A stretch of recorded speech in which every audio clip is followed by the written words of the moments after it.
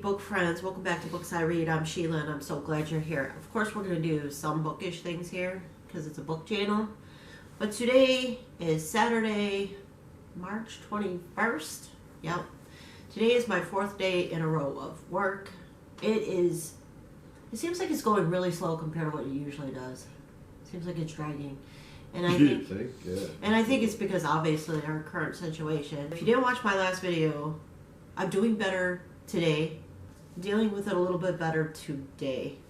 But, you know, just taking each minute and each day as it comes. Yep.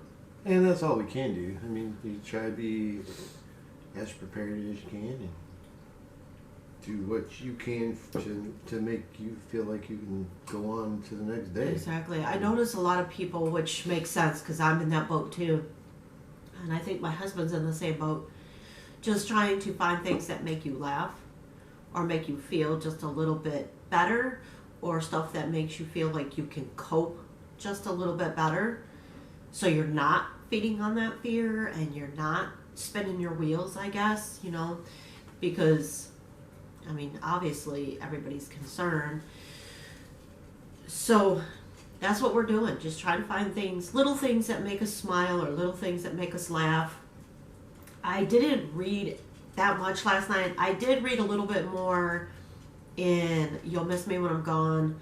And I couldn't read anymore. I didn't even put a book in my ear last night, which is unusual because I like to have a book in my ear.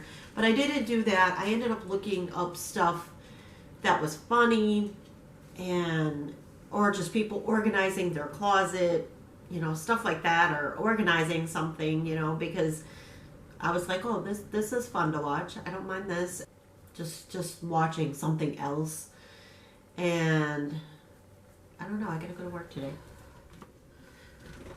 And it is Monday, March 23rd. Hey, bookworms, I'm back. I didn't vlog yesterday. I didn't feel like it. I just wasn't in the right state of mind yesterday. You know, everything that's going on currently is scary, as we've talked about. And it takes me, I don't know, a lot with my anxiety and everything to, well, and I'm scared, you know, everybody's scared. So, I don't know. It just takes me a lot to find peace again or get grounded again because you get scared. But anyway, I don't want to dwell on it because that makes me feel bad too. So let's have some tea and we're going to talk about some distractions, some books, because it is a book channel. So we're going to talk about some books that I've read, and we're going to have some tea, and we're just going to try and just enjoy each other's time and company. How about that? Alright, and I hope those of you who are watching this video, I hope you are doing okay and hanging in there as best as you can. Alright, we are going to do rum raisin biscotti. And it says on the box that it's a black tea. The taste of sun-dried raisins, rum, and floral chamomile. Now, I'm not really a big floral person, but we'll see how good this is. And I'm glad it's a black tea because my water is super hot. Isn't that so pretty? I love unboxing these. It's just... okay, it doesn't smell as floral as the one chamomile was. And as you guys know, I love to do that. And Tea Forte, one of my subscribers said, you know, too bad they wouldn't sponsor you. I agree. But I don't have a big enough following at all on either channel. So they wouldn't. Alright, so we're going to go ahead and let that steep for a little bit while we talk about some books. Alright, I already told you what I thought of Variant. I liked Variant Book 1. I liked it a lot. I gave it a 4. And then I read The Incident on the Bridge. I told you about that one. I gave it a 2. I didn't care for it. You guys know why. It was in the last video, I believe. And then I finished You'll Miss Me. What's it called again? Hold on. You'll Miss Me When I'm Gone by Rachel Lynn Solomon. I gave that book a 3-star. In the description, I said 3.5 stars. I understand and I respect what the author was trying to do with that book because the mother was dying of Huntington's disease. I'll get it out. Give me a second. And then you have 2 twin daughters. And does one of them have it? Do both of them have it? That kind of thing. And the author is taking you through a novel of what it could be like for somebody accepting it that finds out at 18 years old that you have it. I think it was really well done, but there were just some parts of the book that fell flat for me. However, you know, I'm older and stuff like that, so my mindset is a lot different. However, though, I think if this book was given to a teenager or a young person that just found out that they have that disease, this book might be very helpful to them. So it just depends what audience is getting a hold of this book and at what time and all that jazz. Living with a disease is no joke, you know. So, but I do think it was really well written, though.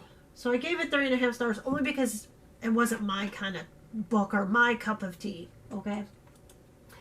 And then the next book that I finished, The Thing About Jellyfish, that one actually has a 4-star, 4.09 rating on Goodreads. But again, I gave it 3.5 stars in the description, but 3 stars. And I felt that it was interesting and informative. And I appreciated how it was presented and or wrote. I think the author did an amazing job the way that it was wrote. But I'm not sure how this was geared towards middle grade. And then, yeah, middle grade, yeah. And then it wasn't my cup of tea per se. I don't know. I just think it was geared towards a different audience than myself. Obviously, it was geared towards middle grade. But I still don't know if middle grade would get out of it what I think the author is hoping. Maybe some would. But I do think it missed the mark. But I do think it's very informative, very interesting, and very, very enjoyable. I mean, but I gave it 3.5 stars. It's not a bad book, just not a wow for me, you know? And I don't know if it would hit the mark for middle grade. Maybe? I don't know. For some people it might. And then the next book that I read and the last book that I finished is Feedback, which is variant 2. And obviously it wasn't as good as the first book. It was not. It wasn't as bad as I thought it was going to be, though, for me. I liked it. I did enjoy it. It was an enjoyable story. But it did not go the direction that I thought it was going to go. And I still feel like it was missing something, or I was missing something. I don't know. I still gave it 3.5 stars. It wasn't better than book 1. It was just, for me. And basically, what did Ben discover in book 2? Did he find his solution or whatever? Did he solve anything? And then, of course, Will Benson and Becky survived the whole situation. So, I don't know. It was just okay. Definitely the first book was better. Alright. So, what I want to read today, March 23rd, or continue reading, because I am in several books right now. But what I'd like to continue reading and or what I would like to finish tonight, because I have the next 2 days off, which I am so excited. I get to be in quarantine. I get to be self-quarantined. I'm so excited for my 2 days off. I'm pretty excited about that. It's tough being out there. It really is. It just throws my anxiety way out the roof. Because you still have to go out there. You still have to be around people. You still have to, you know, do all these things. And like I said, I work in an essential business or environment. So I have to be there. Because we're staying open. Alright. So what I would love to finish today is I had started Inland. And I'm halfway through. It is by Kate Rosenfield. It does not have high ratings on Goodreads at all, but what do I think of it so far? I think it's okay. We have this girl that was out on the ocean with her mother, and something has happened and her mother fell in and drowned. So now what has happened to her? What is wrong with her? Is it just because she's seen her mother drowned?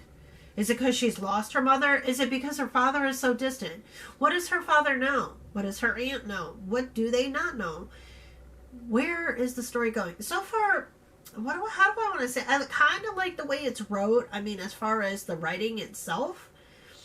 But yet, I feel like at this point, which I'm only halfway through the book, I feel like this point, though, that I am missing something, but I'm not sure what it is I'm missing. Hopefully, it will all come together by the end of the book.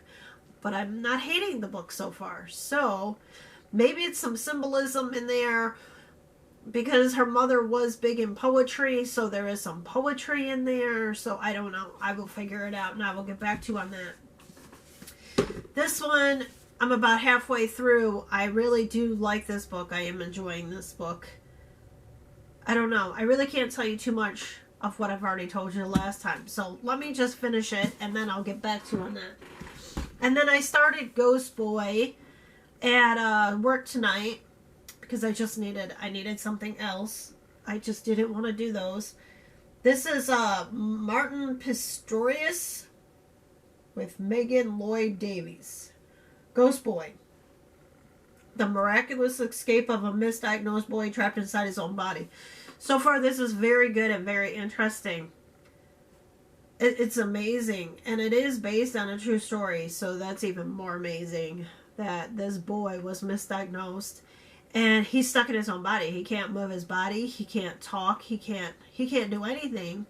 He can't communicate. So if he's sitting in a chair and his hip starts to hurt, he can't tell anybody. And right where I'm at in the book, because I'm halfway through this book already, it is really good. How do I want to say it? I don't know. What's going to happen? Does he finally get diagnosed? How long does he have to live this way? I don't know. It's just, it's very relatable for me too. Because I have a brother that is brain damaged, and he's been that way since he was 22, and he is 7 years older than me, and I'm 47. So he's been that way most of his life, and I don't know. So I mean, I just can kind of relate to this boy being stuck in his own head and not being able to communicate with his family. It's just, I find it very sad, very heartwarming, very interesting. I wish we could have done more for my brother. I don't know. It's just a really good book. If that's your kind of thing. But hopefully my goal tonight is to finish all 3 of these. That's my goal tonight because I don't have to work tomorrow. So, and I'm halfway through all of them, so that's pretty awesome. What I also would like to start to read, after I finish those, is I would like to go back and reread Wanderers, since you guys know that I read Wasteland. I read book 1 in this trilogy, so now I want to go back and reread book 2, because the audio has dropped down from the library app. So I want to go through and start this too, so we'll see. I might be doing a 24-hour reading. Ooh, yay me. Just because I want to read those. And I'll probably do this one and this one. This one first, probably, because this one's moving really fast. And then this one, because it's kind of moving fast, too. This one's kind of moving a little slow, and I think it's just because of the writing. I don't know. Maybe it's because I haven't figured it out yet. I don't know. And then, of course, you guys know that on June 13th, 2019, I made a purchase with my husband. I made a purchase, and we made the purchase together, but it was my gift. Okay, that's what I'm trying to say. It's Peter Mon's book, though. And it is the Before Now and After Then. When I actually received it, I only bought 1 book, but they sent me 2. So I was pretty stoked about that. I hope someday, after all this current situation is over with, I do hope that I can meet Peter Mon and that he could sign my books. I would be I would be totally ecstatic, and we can grab a Starbucks, you know, or something. Chinese. What does he always say? Eating Chinese at the buffet? I don't know. But what I was going to say about Peter Mon's book is I want to reread it because Peter Mon is reading his book on his book channel, Peter Likes Books. That's what I'm trying to say here. And I believe he has the first 2 chapters, 4 chapters, I'm not sure. But I'll put the link in the description below to his Peter Likes Book channel. So you can go check it out if you want to listen to his book. Because that's exciting that he's doing that. Thank you, Peter. I think that's pretty awesome that you're doing that. Alright, anyway, but that is it. I will probably end this vlog so I can get it up so that those of you who care about me or enjoy who I am, like spending time with me like this, I will probably end this one and start a new one just so you guys can see that so far myself and my family are doing okay so far, because I know some of you are worried because a lot of you know me from my other channel, Frugal Simple Less. Some of you know me from that channel and have been following me for a very long time and know what job that I work in and just want to make sure I'm okay. So I'm going to try and wrap this up and get this up there. And then this, let's try this tea. Oh, that's not bad. I don't taste the raisin though. I don't know what that flavor is. It's called Raisin Rum Biscotti. Is that what it's called? Rum Raisin Biscotti. It doesn't taste like... I don't know what it tastes like. I don't taste the floral either. You guys, I have no idea what that tastes like. Tastes like just a strong black tea with some...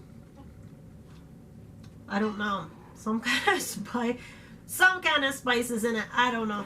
But anyway, I'm going to go and I will see you in the next Books I Read video. Bye!